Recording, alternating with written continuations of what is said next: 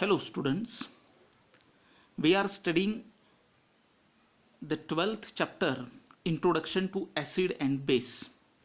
In the second video related to this chapter, we have studied about the acid.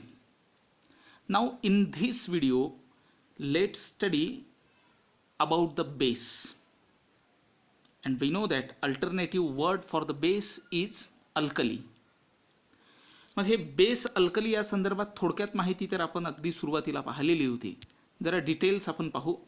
Base is a substance whose water solution gives hydroxide that is the OH minus ion.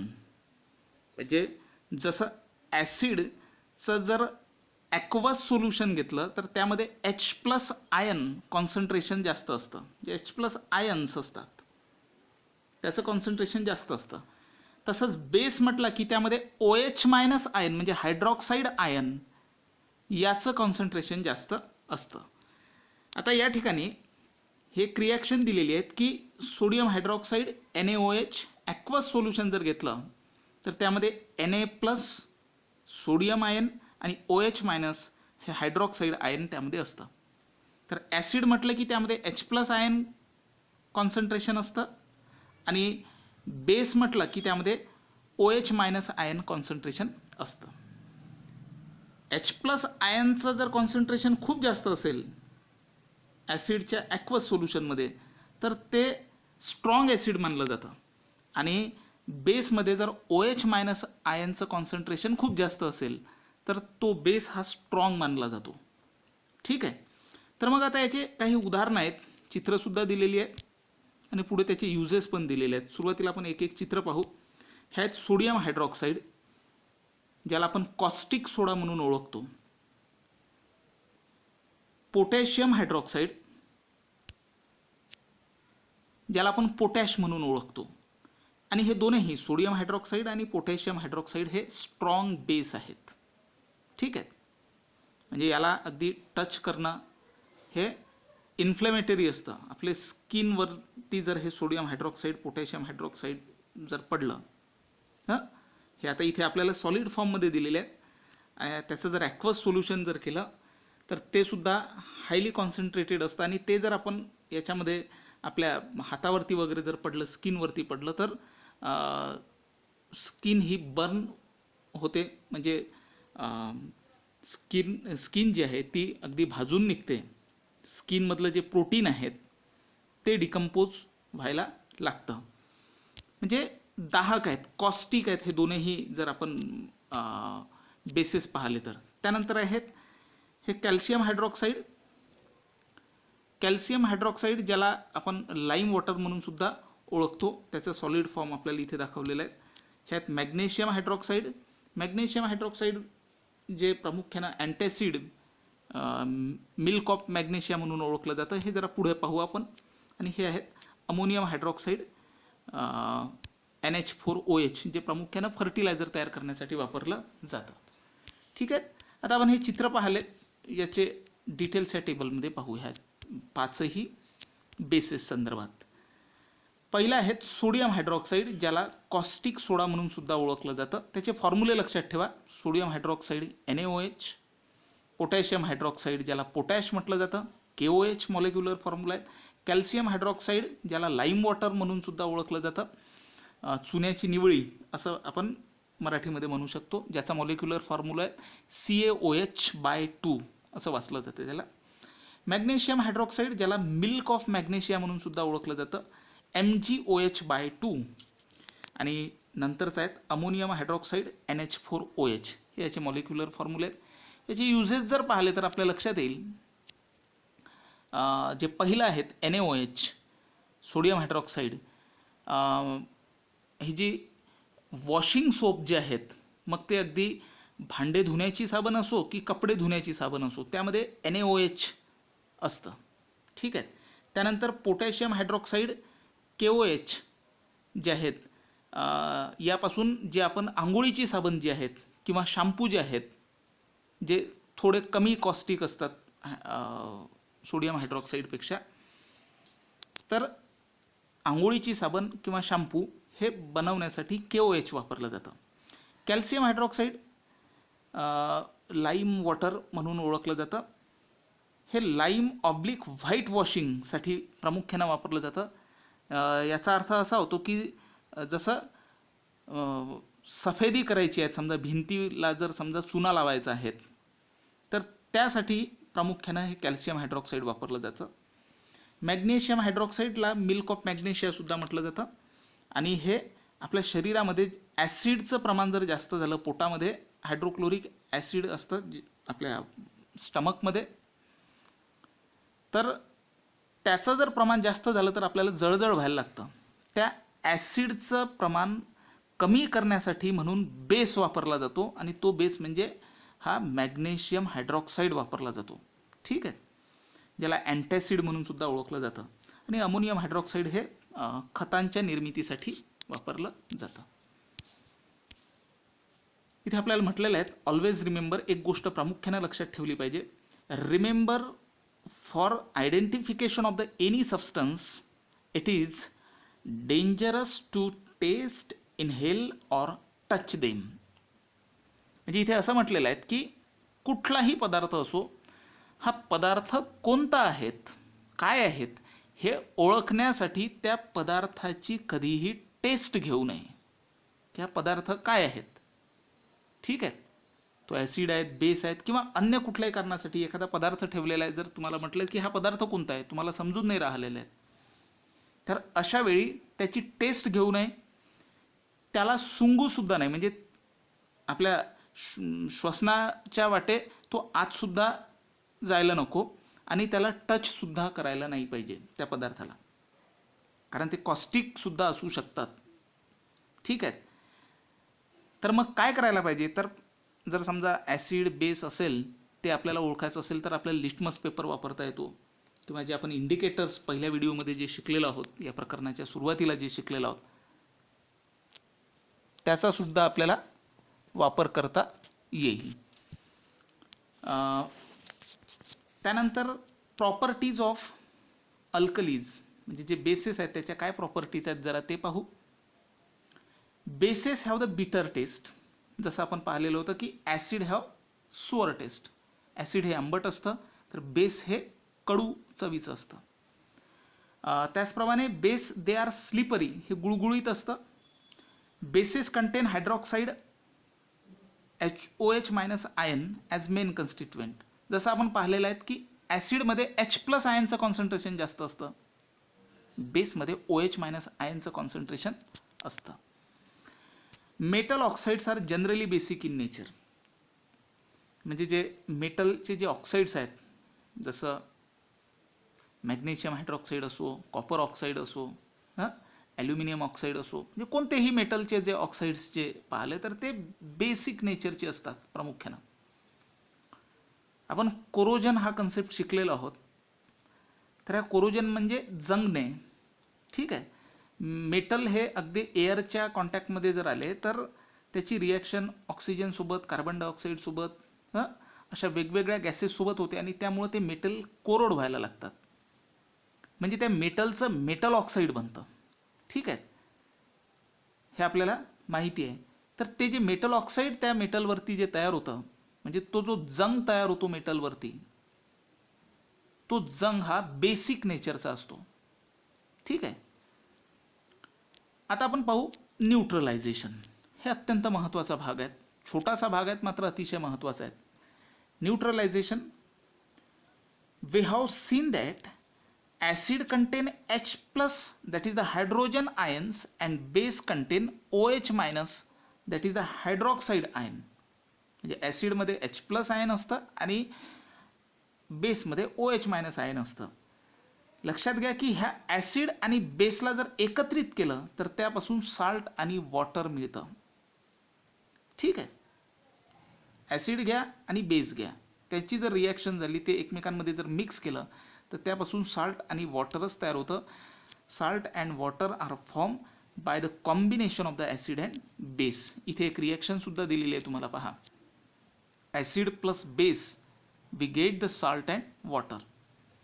Acid कोणतं वापरलेलं आहे, एक उदाहरण म्हणून HCl म्हणजे hydrochloric acid वापरलेला आहे, त्याची जर NaOH म्हणजे सोडियम हायड्रॉक्साईड सोबत जर रिॲक्शन केली, ॲसिड आहेत HCl, बेस आहेत NaOH, याची जर रिॲक्शन केली तर त्यापासून NaCl सोडियम क्लोराईड हे मीठ आहेत, ठीक आहे.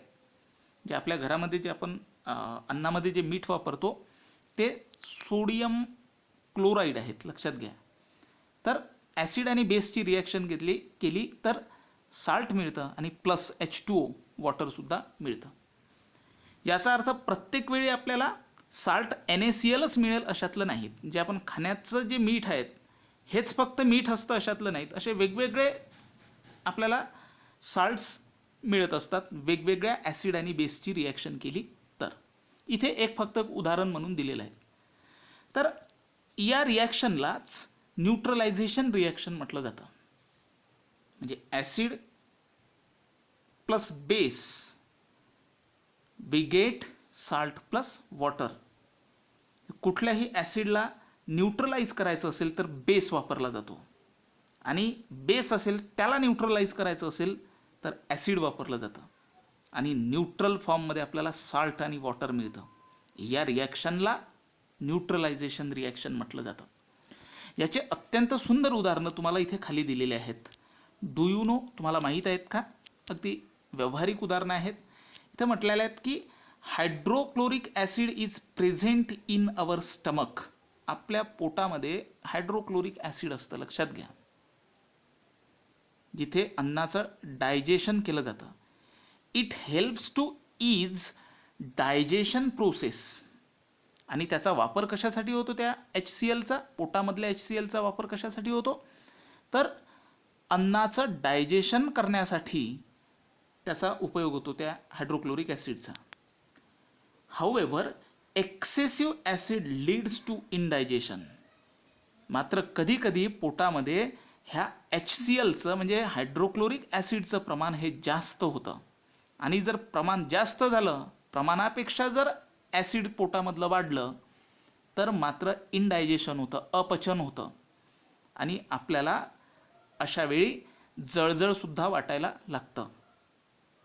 मग हे ॲसिड आपल्या शरीरामधलं याला जर न्यूट्रल करायचं आहे, कमजोर करायचं आहे, तर बेस वापरला जातो. म्हणजे ॲसिडची रिॲक्शन हे कोणासोबत केली जाते?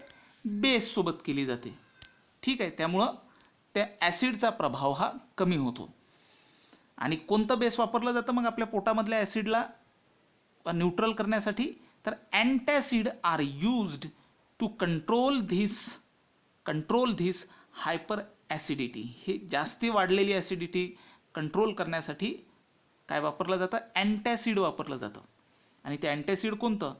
The medicine content milk of magnesia. आपण आता वरती पाहिलेलं आहेत, MgOH/2, मॅग्नेशियम हायड्रॉक्साईड आपण ज्याला म्हणतो, हे वापरलं जातं पोटामधल्या ॲसिडला न्यूट्रल करण्यासाठी.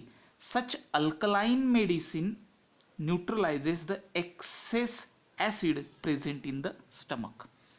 अशा पद्धतीने एक्सेस जे ॲसिड आहेत, जास्तीचं जे पोटामधलं ॲसिड आहे, त्याला कंट्रोल करण्यासाठी, न्यूट्रल करण्यासाठी बेस वापरला जातो.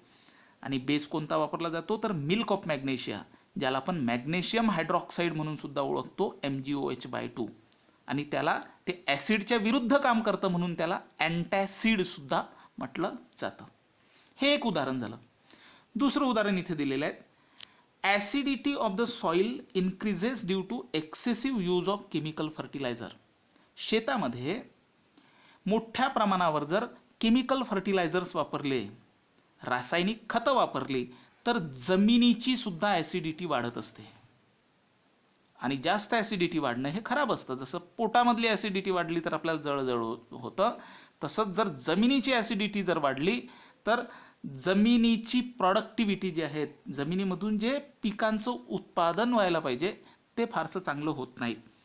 म्हणून केमिकल फर्टिलायझरमुळे जी ॲसिडिटी वाढते तिला कंट्रोल करण्यासाठी म्हणून under the guidance of agriculturalist limestone or lime water is mixed up in the acid soil. शेतामधल्या हाय झालेल्या ॲसिड ॲसिडिक सॉईलला न्यूट्रल करण्यासाठी काय वापरला जातो? बेस वापरला जातो. कोणता बेस? तर लाईमस्टोन, चुनखडी किंवा लाईम वॉटर, जे आपण शिकलेलो आहोत. CaOH/2 कॅल्शियम हायड्रॉक्साईड, ज्याला आपण लाईम वॉटर म्हणून सुद्धा ओळखतो. तर ते शेतामधल्या जर जमिनीमध्ये टाकलं किंवा चुनखडी जर टाकली तर काय होतं? ॲसिड जे सॉईलमधलं आहे ते न्यूट्रल होतं. Such alkaline substances neutralises the excess acid present in the soil. आणि त्यामुळं सॉईलमध्ये वाढलेली जी ॲसिडिटी आहे, सॉईलमध्ये वाढलेलं ॲसिड आहेत, याला सुद्धा न्यूट्रलाइज केलं जातं.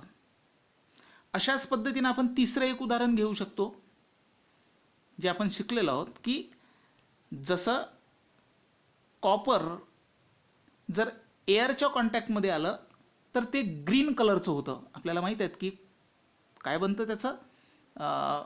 कॉपर कार्बोनेट वगैरे बनतं. ठीक आहे. आणि कॉपर कार्बोनेट हे कोणत्या नेचरचं असतं? बेसिक नेचरचं असतं. मग आता त्या कॉपरवरचा हिरवटपणा कमी करायचा जर असेल, तो हिरवटपणा म्हणजे काय असते? ते बेसिक नेचरचं आहे. त्याला कमजोर करायचं आहे, न्यूट्रल करायचं, तर ॲसिड वापरलं जातं. आणि म्हणून कॉपरच्या भांड्यावरती जर समजा टॅमॅरिनचा पल्प, म्हणजे ज्याला आपण काय म्हणतो, चिंचेचा जो लगदा आहे तो, किंवा लेमन ज्यूस जर आपण घासला, लेमन जर घासलं त्यावरती, तर काय होईल की त्या कॉपरवरचं जे हिरवटपणा जो आहे तो बेसिक नेचरचा आहे, त्याला न्यूट्रल करण्यासाठी काय वापरलेले आहेत? ॲसिडिक सबस्टन्स वापरलेले आहेत. टॅमॅरिनमध्ये आपल्याला माहिती आहे टार्टारिक ॲसिड असतं, किंवा जर आपण लेमन वापरलं तर त्यामध्ये सायट्रिक ॲसिड असतं. तर ते ॲसिड त्या बेसला न्यूट्रल करतं आणि त्यामुळं जे कॉपरचं जे भांडं आहेत ते पुन्हा आधीच्यासारखं चमकायला लागतं. अशा पद्धतीनं ॲसिड आणि बेसची जर रिॲक्शन झाली तर ते न्यूट्रल होतं आणि अशा रिॲक्शनला न्यूट्रलायझेशन असं म्हटलं जातं. या पद्धतीनं आपण ह्या प्रकरणाचा अभ्यास केलेला आहे. हे प्रकरणसुद्धा आता या ठिकाणी संपलं आहे. इथे आपण ॲसिड, बेस, न्यूट्रलायझेशन हे शिकलेलो आहोत. त्याचप्रमाणे आपण ॲसिड आणि बेस कसं ओळखायचं, हे त्यासाठी इंडिकेटर्स कोणते वापरले जाते हे सुद्धा अगदी आपण सुरुवातीला पाहिलेलं आहे. अशा प्रकारे हे प्रकरण आपलं संपलं. यावर आधारित हा एक्झरसाइज, तीनही व्हिडिओंचा अभ्यास व्यवस्थित करून हा एक्झरसाइज तुम्ही सहज सोडवू शकता. हा टेबल आहेत, इथे दिलेला आहेत की लिटमस आहेत, त्यानंतर फिनॉल्फथॅलीन, मिथिल ऑरेंज, आणि ते ॲसिड आहेत की बेस आहेत हे तुम्हाला इथे ओळखायचं आहेत. ठीक आहे. त्यानंतर दुसरा क्वेश्चन आहेत, इथे तुम्हाला म्हटलं आहेत की write the chemical name from the given फॉर्म्युले, म्हणजे फॉर्म्युले दिलेले आहेत त्यावरून तुम्हाला फक्त नाव लिहायचं आहे. जसं H2SO4 म्हणजे सल्फ्युरिक ॲसिड होतं, CaOH/2 म्हणजे कॅल्शियम हायड्रॉक्साईड होतं. कॅल्शियम हायड्रॉक्साईडलाच आपण लाईम वॉटर म्हणून सुद्धा ओळखतो. असेच तुम्हाला त्याची नावं लिहायची आहेत. अशा पद्धतीने हा पूर्ण अतिशय सोपा एक्झरसाइज आहे, हा तुम्हाला कंप्लीट करायचा आहे.